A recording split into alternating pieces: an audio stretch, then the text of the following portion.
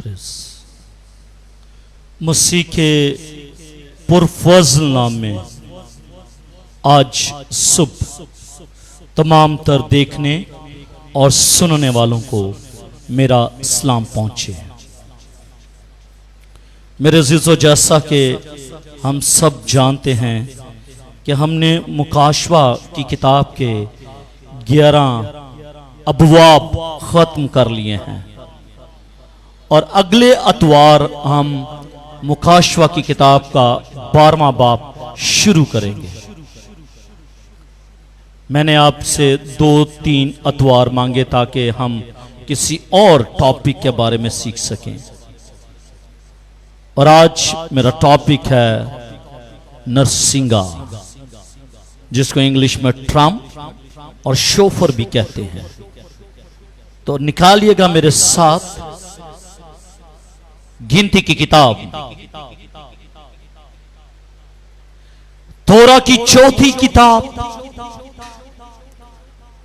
उसका 10वां बाब और उसकी 10वीं आयत, सफा नंबर 135 पर यह वर्ष आपको मिलेगी। 11 गिनती की किताब 11वां बाब, 10वां बाब और उसकी 10वीं आयत। आए खुदावंद की आवाज को समात फरमाइएगा। और तुम अपनी खुशी के दिन, और तुम अपनी खुशी के दिन और अपनी मुकर्रा ईदों के दिन और अपने महीनों के शुरू में अपनी सोख्तनी कुर्बानियों और सलामती की कुर्बानियों के वक्त, देखिएगा, खुशी के वक्त, ईदों के वक्त, महीने के शुरू में, सोख्तनी कुर्बानियों में और सलामती की कुर्बानियों के वक्त क्या करना? नरसिंगे फुंकवाना, ताकि उनसे तुम्हारे खुदा के हुजूर तुम्हारी यादगारी हो। मैं खुदावन तुम्हारा खुदा हूं। खुदा के पाक कलाम का पढ़ा, सुना और समझा जाना हमारे लिए बाइस बरकत हो। सबके गा आमीन। बावास बुलंद कहिएगा आमीन। Hallelujah, hallelujah. वक्त बड़ी तेजी के साथ गुजर चुका है, इसलिए कोशिश करूंगा कि अपने सरमन को शॉर्ट करके आपके जहन में इस बात को नक्श कर दूं। मेरा टॉपिक है नरसिंगा। आज मेरा टॉपिक है नरसिंगा,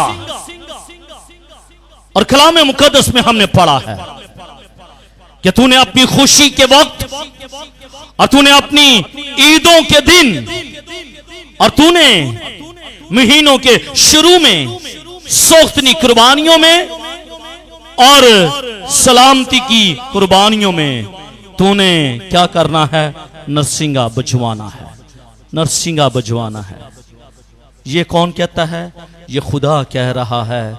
खुदा मूसा को यह हुक्म सादिर कर रहा है कि तूने कौम बनी इस्राइल से कह दे कि तुम अपनी खुशी के दिन, तुम अपनी ईदों में और तुम महीनों के शुरू में और तुम सलामती की कुर्बानियों में और तुम सोख्तनी कुर्बानियों में नरसिंगा बजवाना, नरसिंगा फुंकवाना। मेरे अज़ीज़ों, सींग आमतौर पर नर जानवर के होते थे, मादा जानवर के नहीं। ये जो नरसिंगा है, ये कुड्डू जानवर है, ये उसका सींग है और ये नर सींग का है। जो नर यानी कि जो मेल कुड्डू है उसका ये सींग है। चूंकि ये नर से लिया जाता है, ये सींग नर से लिया जाता है, इसीलिए इसको नरसिंगा कहते हैं। इसलिए इसको क्या कहते हैं? नरसिंगा कहते हैं, क्योंकि ये नर के जानवर से लिया जाता है। लेकिन जैसे जैसे वक्त गुजरता गया, साइंस ने तरक्की की, तो ये सींग जो जानवर से लिया जाता था, वक्त ने तरक्की करने के बाद ये धात से भी बनना शुरू हो गया है। ये सींग जो है ये धात से भी बनना शुरू हो गया है, लेकिन उसकी क्वालिटी वो क्वालिटी नहीं है जो नर के सींग की होती है। सींग को अब्रानी जुबान में करन कहते हैं। क्या कहते हैं? करन कहते हैं। और ये लफ्ज ना सिर्फ बजाने वाले सींग के लिए इस्तेमाल होता है, ये अब बजाने वाला सींग है, इसके लिए ये लफ्ज इस्तेमाल होता है करन। बल्कि इस करन के लुगवी मैनी है हैवान का सींग। लुगवी मैनियों की बात कर रहा हूं। लुगवी मैनियों का में है कि ये हैवान का सींग है। पैदाइश की किताब उसके 22वें बाब और उसकी 13वीं आयत में यह बात रकम है। खरना को तेल की कुप्पी भी कहा गया है। खरना को तेल की कुप्पी भी कहा गया है। पहला शमूएल उसका 6ठा बाब 16वां बाब और 13वीं आयत के अंदर यही लफ्ज इस्तेमाल हुआ है कि उसने तेल की कुप्पी ली। और कई जगहों पर मजाजी बहनियों में भी इस्तेमाल हुआ है। मसलन नजात का सींग। क्या? नजात का सींग। ये किसका सींग है? ये कुड्डू का सींग है, जानवर का सींग है। लेकिन जब यह हकीकी मायने है, लेकिन इसके मजाजी मैनियों की बात करते हैं तो मजाजी मैनियों में भी यह इस्तेमाल हुआ है। और मजाजी मैनियों में इसका मतलब है कि नजात का सींग। दूसरा शमूएल 22वें बाब पर उसकी 3री आयत के अंदर यह बात रकम है। इस सींग को नजात का सींग भी कहा गया है। साज के मायनियों में भी यह सिर्फ 3 हवालों में आया है। इसके लिए लफ्ज ट्रम्प और शोफर का भी इस्तेमाल हुआ है इंग्लिश जुबान में। शोफर भी एक सींग नुमा है। इसे बनी इसराइल, अभी बात करते हैं कि कहां से इसकी बुनियाद हुई। कौम बनी इसराइल जो खुदा की बड़ी लाडली और प्यारी कौम थी, कौम बनी इसराइल का यह कौमी साज है। कौम बनी इसराइल का। हमारा साज कौन सा है? मुल्क पाकिस्तान का साज कौन सा है? मालूम है किसी को? मुझे भी मालूम नहीं है। हां, तराने का पता है, पाक सरजमीन शादबाद। कौमी खेल कौन सी है? हॉकी है। इसका मतलब यह है कि आप समझते हैं कि कौमी कुछ चीजें हैं, लेकिन मैं आज गूगल पर, अच्छा है कि मुझे समझ आ गई, मुझे चाहिए था कि पाकिस्तान का जो साज है, आपको मालूम है पाकिस्तान का जो कौमी साज है वो कौन सा है? नहीं मालूम। लेकिन कौम बनी इसराइल का जो कौमी साज है वो नरसिंगा है। वो नरसिंगा है। शुरू में ये मेंढे के सींग का होता था। मेंढे का जो सींग होता है वो उससे लिया जाता था, चूंकि मेंढे का सींग जो है वो छोटा होता था और जिसमें फूंक मारने से आवाज निकलती थी। मेंढे का जो सींग होता था वो छोटा होता था।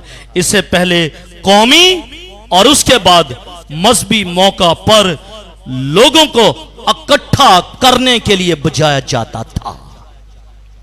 कौम बनी इस्राएल जब इसको फूंकती थी तो उनका मतलब यह होता था कि अब लश्कर जो है वो इकट्ठा हो जाए, मजमा लग जाए जब नरसिंगा फूंका जाता था।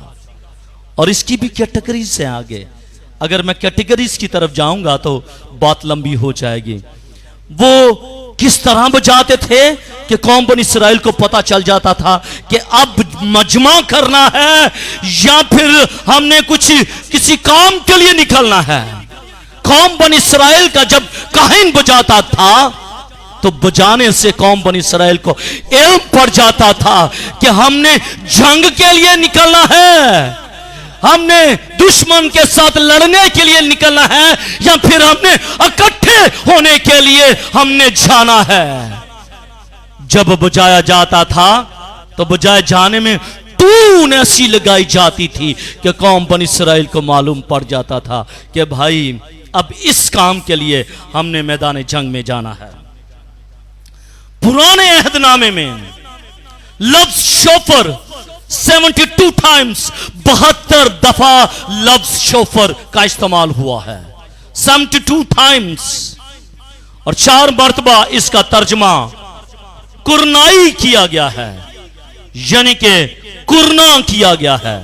खुरूज की किताब 19वां बाब 16वीं आयत और उसके बाद उसकी 19वीं आयत, 20वां बाब और उसकी 18वीं आयत, होसिया 5वां बाब और उसकी 8वीं आयत के अंदर यही लफ्ज इस्तेमाल हुआ है, कुरनाई, कुरना।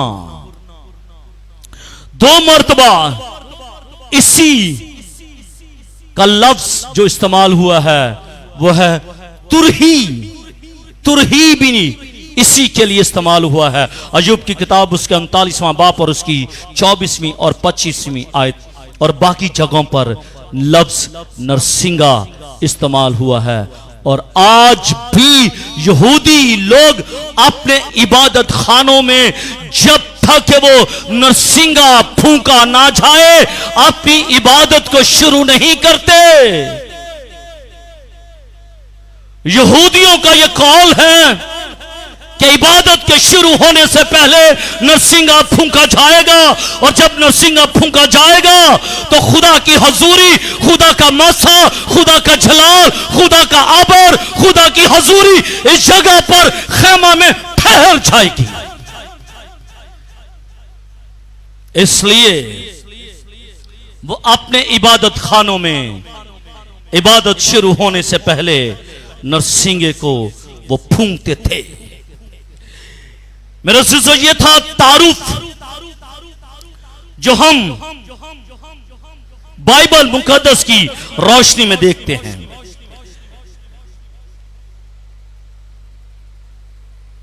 नरसिंगा कौम बनी इस्राएल क्यों बजाते थे? वजह क्या थी कि यही नरसिंगा इस्तेमाल होता था? क्यों बुझाते थे वो, और आज भी क्यों बुझा रहे हैं ये नरसिंगा?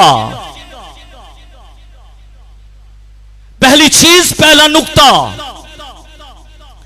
जब नरसिंगा बुझाया जाता है, जब नरसिंगा बुझाया जाता है तो दीवारें गिर जाती हैं। आमीन। जब नरसिंगा बुझाया जाता है दीवारें गिरती हैं।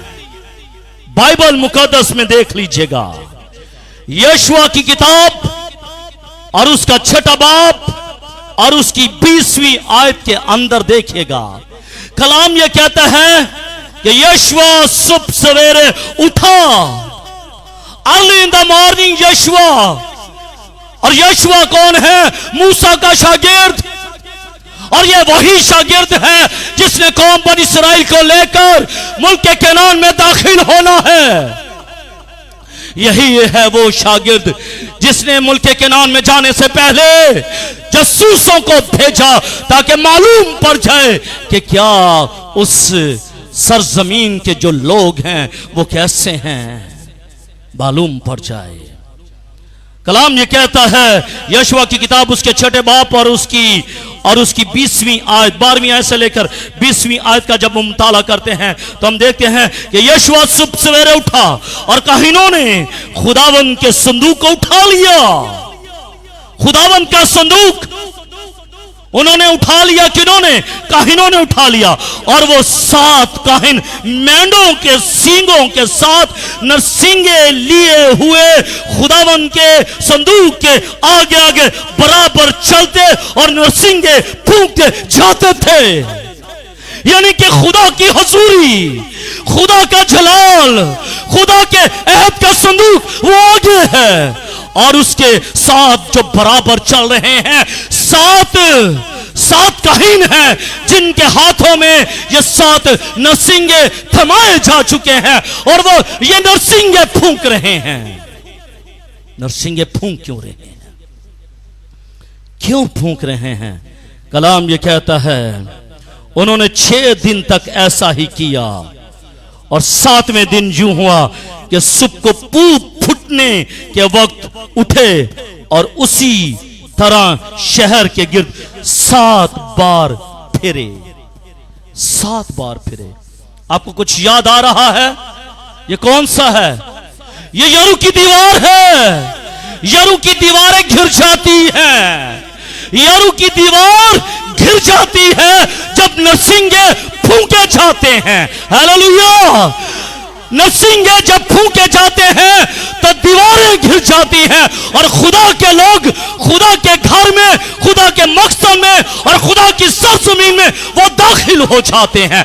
इस नरसिंगे के बुझाने से दीवारें घिर जाती हैं। नरसिंगे बुझाने से दीवारें घिर जाती हैं। नरसिंगे बुझाने से दीवारें घिर जाती हैं। कलाम ये कहता है बस लोगों ने ललकारा और काहिनों ने नरसिंगे फूंके और ऐसा ही हुआ कि जब लोगों ने नरसिंगे की आवाज सुनी तो उन्होंने बुलंद आवाज से ललकारा और दीवार बिल्कुल घिर पड़ी और लोगों में से हर एक आदमी अपने सामने से चढ़कर शहर में घुसा और उन्होंने उसको ले लिया। इब्लीस दुश्मन खुदा के लोगों को रोकता है, दीवारों को खड़ा कर देता है, हिंड्रेंस कर देता है। खुदा के लोग आगे बढ़ नहीं पाते। लेकिन कलाम यह कहता है कि जब नरसिंगा बजेगा तो वो दीवारें जो ईमानदारों के सामने आएंगी वो टूटना शुरू हो जाएंगी। हालेलुया! आज भी ईमानदारों की जिंदगी में बहुत सी दीवारें हैं जो इब्लीस ने चुन दी हैं, जो इब्लीस ने चुन दी हैं और इब्लीस उनको गिराना चाह रहा है लेकिन वो गिरा नहीं पा रहा। ईमानदार उनको घिरा नहीं पा रहा। क्यों? क्योंकि इब्लीस शरीर ने उन दीवारों की नींव को मजबूत बनाया है और वह ये चाहता है कि कोई ईमानदार शख्स जो है इन दीवारों को न ढाए और खुदा की पाक हजूरी में ना आए। हो सकता है आप चर्चाते हैं, हो सकता है आप चर्चाती हैं, लेकिन आपके बच्चे नहीं आ रहे, आपका शौहर नहीं आ रहा। हो सकता है कि शौहर आ रहा है, आपकी बीवी नहीं आ रही, आपके बच्चे नहीं आ रहे। दीवारें चुन दी गई हैं, दीवारों को बुलंद कर दिया गया है और आप उन दीवारों को तोड़ना चाह रहे हैं, लेकिन वो दीवारें घिर नहीं रही, वो दीवारें घिर नहीं रही। यरू की दीवार घिर गई, यरू की दीवार घिर गई। क्या काहिनों की वजह से गिर गई? क्या काहिनों की वजह से गिर गई? नहीं, बल्कि काहिनों ने एक काम किया और उन्होंने नरसिंगा फूंका और नरसिंगा फूंकने के बाद दीवार गिर गई और उन्होंने उनको जा लिया, और उन्होंने उनको जा लिया। मेरे अज़ीज़ों, अगर ईमानदार की जिंदगी के अंदर अगर ऐसी दीवारें हैं जो ढाई नहीं जा रही, जो इब्लीस ने बड़ी बड़ी चुन दी हैं, तो आज ये वक्त है कि खुदा उन दीवारों को तोड़ेगा, खुदा उन दीवारों को तोड़ेगा, खुदा उनको ढा देगा। खुदा आपकी आंखों के सामने उन दीवारों को ढाएगा और खुदा के नाम को जलाल मिलेगा और आप आगे बढ़ेंगे और आगे बढ़कर उन तमाम तर चीजों को ले लेंगे। क्योंकि कलाम ये कहता है कि यशवा ने लोगों से कहा, आपने लोगों से कहा कि तमाम चीजों को खत्म कर देना, लेकिन सोने चांदी लोहे को तुमने कुछ नहीं करना। वो खुदा के लिए है, वो खुदा के लिए हम ले जाएंगे। आमीन। खत्म कर दें। जब दीवारें गिर जाएंगी तो ऐसी बातों को खत्म कर दीजिएगा जो आपकी जिंदगी में और उनकी जिंदगी के अंदर हाइल है, दरमियानी खड़ी हुई है। लेकिन जब नरसिंगा फूंका जाएगा वो दीवारें टूट जाएंगी, वो बातें भी खत्म हो जानी चाहिए। आप उन जिंदगियों को लेकर खुदा के घर में आ जाएगा, क्योंकि वो खुदा के जेवर हैं। लेकिन कभी उनकी उन बातों को अपने साथ लेकर खुदा के घर में ना आना, क्योंकि कलाम ये कहता है कि उन तमाम चीज़ों को उन्होंने जला दिया, भस्म कर दिया। आमीन। ईमानदार की जिंदगी में बहुत सारी दीवारें हैं, दीवारें बहुत सारी हैं और खुदा चाहता है कि उन दीवारों को तोड़ना चाहता है, उन दीवारों को खुदा तोड़ना चाहता है। लेकिन कब? जब आपकी जिंदगी के आगे, अब एक और भी चीज है, जब ईमानदार की जिंदगी के आगे खुदा की हजूरी होगी। ऐत का संदूक कहां पर था? आगे था।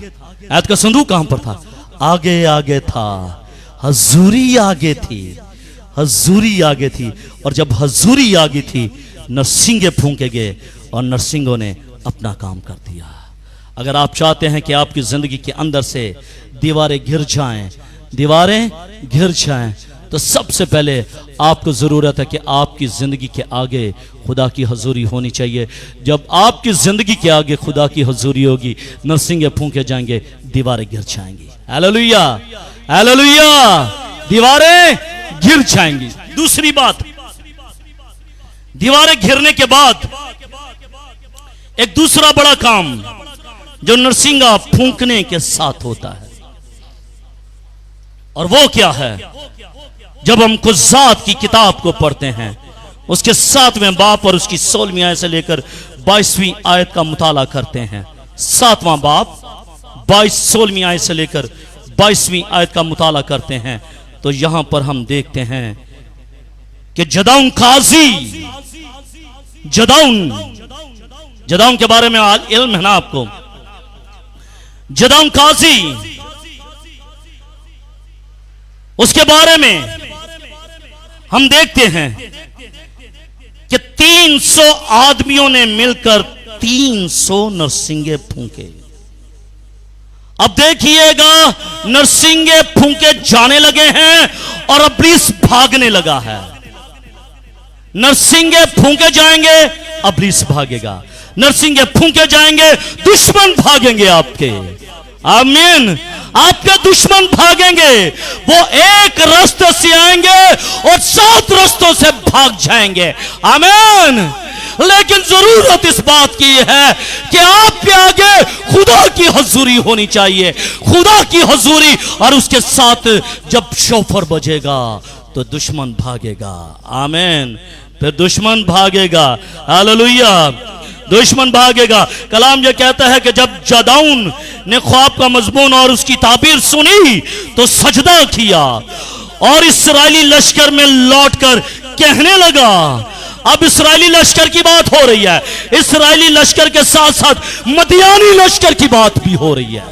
किसकी? मदियानी लश्कर की भी बात हो रही है।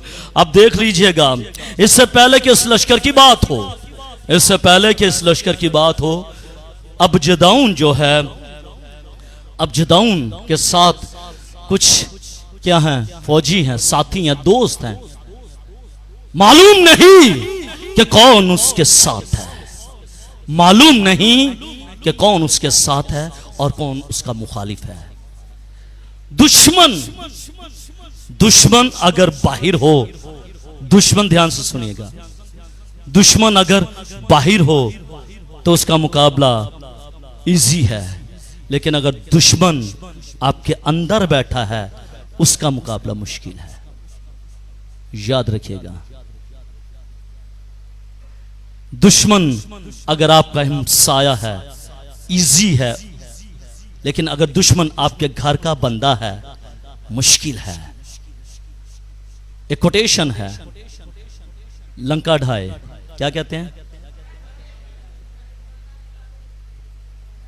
घर का भेदी लंका ढा दे। इसका मतलब है जो घर का बंदा होता है ना, अगर वो दुश्मन हो जाए ना तो वो लंका ढा देगा। ऐसा ही है, ऐसा ही है। अब मदियानियों के साथ जंग करनी है, जदाऊ ने मदियानियों के साथ लड़ना है। इससे पहले कि मैं ये बताऊं कि दुश्मन भागता है, मैं ये बताऊंगा कि जदाऊन के साथ लोग हैं, जदाऊन के साथ लोग हैं। और कितने लोग हैं टोटल? 33,000 लोग हैं। 33,000 पीपल्स आर विद हिम। 33,000 लोग उसके साथ हैं। अब उसे मालूम नहीं कि 33,000 लोगों में से उसके साथ कौन है। देखिएगा, जब हम खुज़ात की किताब उसका 6ठा बाब और उसकी 3री 4थी आयत का जब हम मुताला करते हैं तो हमें यहां पर मालूम पड़ता है, मालूम क्या क्या पड़ता है, देखिएगा। और जो कोई तरसान और हरासा हो वो लौटकर कोहे जल्लाद से चला जाए। चनाचा उन लोगों में से 22,000 लौट गए और 10,000 बाकी रह गए। लौट के 22,000 लौट गए, 10,000 बाकी रह गए। और जब 10,000 बाकी रह गए तो अब जदाऊन कहता है कि अब कैसे मालूम करूं कि इनमें से वफादार कौन से हैं। खुदा कहता है ले चल इनको पानी के चश्मे के पास, ले चल इनको पानी के चश्मे के पास, मालूम पड़ जाएगा कौन तेरे साथ है और कौन तेरे साथ नहीं है। कलाम ये कहता है कि जब तू इनको लेकर जाएगा, पानी पर लेकर जाएगा, तो जो लोग कुत्तों की तरह चपड़ चपड़ कर पानी पिए, यही लफ्ज लिखा है, कुत्तों की तरह पानी चपड़ चपड़ कर पिए, समझ लेना कि वो तेरे साथ हैं। क्योंकि कुत्ते के अंदर ये क्वालिटी है, वो पानी तो पीता है, वो पानी पीता है लेकिन अपनी नजरें ऊपर उठाई रखता है, उसके अंदर क्वालिटी है। और उन लोगों ने भी जो जदाऊन के साथ थे, उनको मालूम था कि कभी भी मदियानी हम पर हमला कर सकते हैं, इसलिए उन्होंने अपने जिस्म की जरूरत को तो पूरा किया लेकिन अपने दुश्मनों पर निगाहें लगाई रखी। और उन्होंने अपनी निगाहें ऊपर रखी और उन्होंने पानी जरूर पिया, लेकिन कुछ तो मदहोश हो गए, पानी को देखकर बावले हो गए, पानी को देखकर पागल हो गए। ये तो पानी हमारे लिए है, हम इनको पिएंगे और सैर हो जाएंगे। शायद इसके बाद मदियानियों के साथ लड़ने के साथ फिर हमें पानी ना मिले। उनके अंदर ये थर्स्ट थी, झपट पड़े पानी पर, पीना शुरू हो गए। और जदाऊन ने देख लिया कि जिन्होंने चपड़ चपड़ कर पानी पिया है, और फिर जदाऊन ने उनको बाहर निकाल लिया, जदाऊन ने उनको बाहर निकाल लिया। और कलाम क्या कहता है, और जो जो अपनी जुबान से पानी चपड़ चपड़ करके कुत्ते की तरह पिए उसको अलग रख। और वैसे ही हर ऐसे शख्स को जो घुटने टेक कर पिए, जिन्होंने पानी के सामने घुटने टेक दिए, जिन्होंने उस चश्मे के सामने घुटने टेक दिए। और आज भी कुछ लोग ऐसे होते हैं जो चीजों के सामने घुटने टेक देते हैं।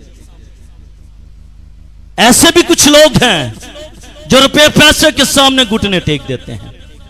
ऐसे भी कुछ लोग हैं जो खाने के बदले घुटने टेक देते हैं। ऐसे भी कुछ लोग हैं जो तालियों के सामने घुटने टेक देते हैं कि मेरे लिए बस तालियां बजें, वो तालियों के चक्कर में वो घुटने टेक देते हैं। मेरे अज़ीज़ों, हमने खुदा की खिदमत करनी है। हमने एप्रिसिएशन अपने लिए नहीं बल्कि अपने खुदा को एप्रिसिएशन देनी है। हम अपने लिए एप्रिसिएशन को ढूंढते हैं और ढूंढते ढूंढते उन एप्रिसिएशन के सामने हम घुटने टेक देते हैं, और जब फिर घुटने टेक देते हैं तो फिर हमें खुदा के लोगों से जुदा कर दिया जाता है। वो खुद हो जाते हैं जुदा, वो लोग खुद हो जाते हैं जुदा जो इन चीज़ों के चक्रों में पड़ जाते हैं। जदाऊन ने देख लीजिएगा, जदाऊन ने हिसाब लगा लिया कि जो चपड़ चपड़ करके कुत्तों की तरह पानी पी रहे हैं, और जब इनको डिवाइड किया गया, जब इनकी रेशो निकाली गई, तो रेशो मेरे अजीजों ये निकलती है 0.9375, यानी कि 1%, सिर्फ 1% जो हैं वो वफादार लोग बचे, जो उसके साथ के 32,000 में से 32,000 में से 1% लोग उसके साथ के, जिन्होंने मदियानियों के खिलाफ जिन्होंने जंग की। आमीन। और कलाम ये कहता है कि खुदावंद ने मदियानी लश्कर को तुम्हारे हाथ में कर दिया है, और उसने 300 आदमियों के 3 गौल किए, और उन सबों के हाथ में एक एक नरसिंगा और उसके साथ एक एक खाली घड़ा दिया। यानी कि जदाऊन ने 300 आदमियों को क्या दिया? नरसिंगा दे दिया। नरसिंगा उनके दाहिने हाथ में पकड़ा दिया, लेफ्ट हैंड में उन्होंने एक एक घड़ा दे दिया जिसके अंदर मछलियां थीं। और जदाऊन ने कहा कि जब मैं आगे बढ़ूंगा और जो कुछ मैं करूंगा तुमने वो करते जाना है। और फिर हम देखते हैं कि जब जदाऊन आगे बढ़ा तो उन्होंने एक कोटेशन कही कि ये बोलना है, और वो कोटेशन क्या थी? यहोवा और जदाऊन की तलवार, यहोवा और जदाऊन की तलवार। सिर्फ ये कहना है, और तुमने 300 नरसिंगे फूंकने हैं, और 300 नरसिंगे फूंकने के बाद जो है कि नाम मदियानियों के जो दुश्मन हैं, मदियानी जो लोग हैं, वो हमसे दूर भागेंगे। और कलाम यही कहता है कि जब जदाऊन आगे बढ़ा और उसने ये कहा कि यहोवा और जदाऊन की तलवार, तो 300 लोगों ने ये कहा कि यहोवा और जदाऊन की तलवार। और जैसे ही उन्होंने ये ललकार किया और उन्होंने नरसिंगे बजाए, और नरसिंगे बजाने के बाद अपने घड़े फोड़े, और जब घड़े फोड़े तो एक बड़ा धमाका हुआ, और जब मदियानियों ने देखा, और मदियानी भागना शुरू कर दिए, मदियानियों ने भागना शुरू कर दिया। मेरे अजीजों, जब आप मुत्फिक होकर एक रूह एक जान होकर जब नरसिंगे फूंके जाते हैं तो दुश्मन भागता है। आपके भी बहुत सारे दुश्मन होंगे, आपके खानदानी दुश्मन होंगे, आपके स्पिरिचुअली दुश्मन होंगे। स्पिरिचुअल दुश्मन इब्लीस आपका दुश्मन है, यकीनन आपका दुश्मन है वो। लेकिन जब आप मुत्फिक होकर यहोवा खुदा की ललकार मारेंगे, अगर आपके पास नरसिंगा नहीं तो आप हालेलुया का नारा तो मार सकते हैं ना, हालेलुया। तो जब आप हालेलुया का नारा मारेंगे तो मदियानी जैसे दुश्मन, जो रूहानी दुश्मन आपकी जिंदगी में है, वो आपकी जिंदगी से वो दूर जाएंगे, वो भाग जाएंगे और पीछे मुड़कर नहीं देखेंगे। आमीन। जब मुत्फिक होकर आप नारे मारेंगे। और मेरे अजीजों, हम देखते हैं कि जदाऊन ने उनको भगाया, और कलाम ये कहता है इतना दूर कि उन्होंने अपनी सरहदों को छोड़ दिया, और तब्बात के करीब अबील महूला की सरहद तक वो भागते गए, इतनी दूर भागते गए कि उन्होंने पीछे मुड़कर ना देखा, वो भागते गए क्योंकि पीछे नरसिंगों की आवाजें थी। और जब नरसिंगा बजाया जाता है, इब्लीस भागता है, वो पीछे मुड़कर नहीं देखता। जब नरसिंगा बजाया जाएगा आपके दुश्मन भागेंगे, और ना सिर्फ भागेंगे बल्कि आपको पीछे से मुड़कर भी नहीं देखेंगे। आमीन। जिन मिस्रियों को तुम आज देख रहे हो, आज के बाद फिर कभी ना देखोगे। Hallelujah, hallelujah. मूसा के पास एक लाठी और जदाऊन के 300 आदमियों के पास कितने नरसिंगे? 300 नरसिंगे। और मूसा ने एक लाठी के वसीले से तमाम तर मिस्री कौम को ज़ेर कर दिया, और जदाउन ने 300 आदमियों ने नरसिंगे बजाने से तमाम तर मदियानियों के लश्कर को भगा डाला। आमीन। और ना सिर्फ भगाया बल्कि उन्होंने पीछे मुड़कर भी ना देखा। आपके दुश्मन भाग जाएंगे, हालेलुया। आपके दुश्मन भागेंगे, हालेलुया। आपके दुश्मन भागेंगे, हालेलुया। आपके दुश्मन भागेंगे, हालेलुया। गुर्बत का दुश्मन भागेगा, हालेलुया। नाकामी का दुश्मन भागेगा, यीशु के नाम के वसीले से वो भागेगा। और नफरत का दुश्मन आपकी जिंदगियों से भागता चला जाएगा। आपने सिर्फ फूंकना है, इब्लीस भागेगा। आमीन। बहुत सारे खानदानों में मैं देख रहा हूं कि प्रॉस्पेरिटी नहीं आ रही। बहुत सारे खानदानों के अंदर गुर्बत आ रही है। मैं ईमान रखता हूं कि जब खुदा की हजूरी में नरसिंगा फूंका जाएगा, आपके खानदानों में प्रॉस्पेरिटी आना शुरू हो जाएगी। आमीन। आपके बच्चे तरक्की करना शुरू कर देंगे। आपके बच्चे खुदा की हजूरी में आएंगे। आपके बच्चे दुआ मांगेंगे। आपके बच्चे खुदा की खिदमत करेंगे। आपके बच्चे रातों के पहरों में उठकर दुआ मांगेंगे। आपके बच्चे आपके फरमाबरदार हो जाएंगे। आपके रिश्तेदार नातेदार आपसे मोहब्बत करेंगे और सारे बंधन टूट जाएंगे। हालेलुया। आए खुदा के जलाल के लिए तालियां बजाइए।